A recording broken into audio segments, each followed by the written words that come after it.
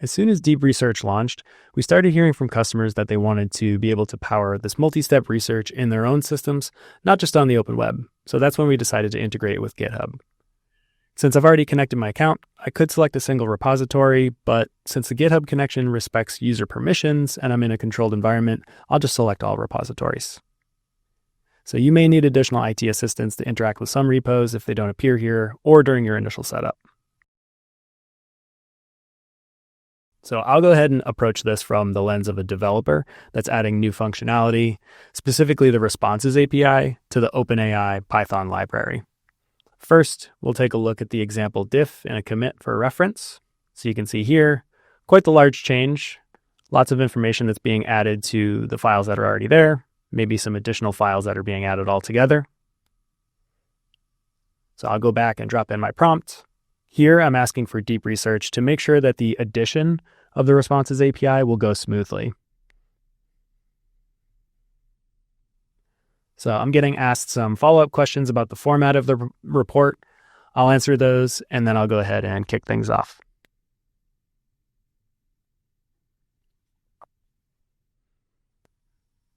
So you can see deep research starting its analysis, gathering available resources, collecting information as it goes. And if we actually open the right-hand sidebar, you'll start to see this chain of thought gather here.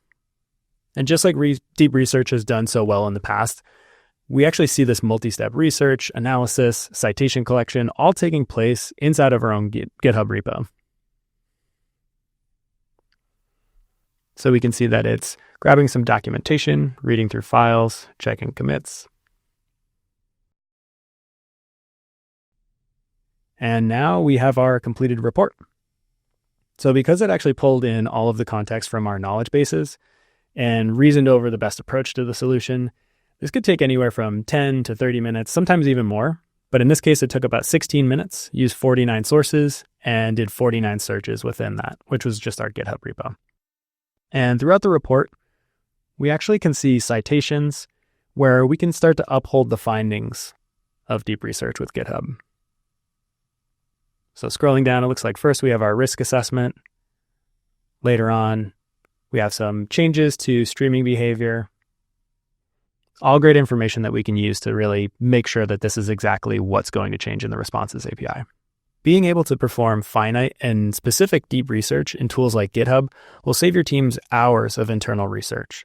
We're really excited to see how this impacts your engineering teams.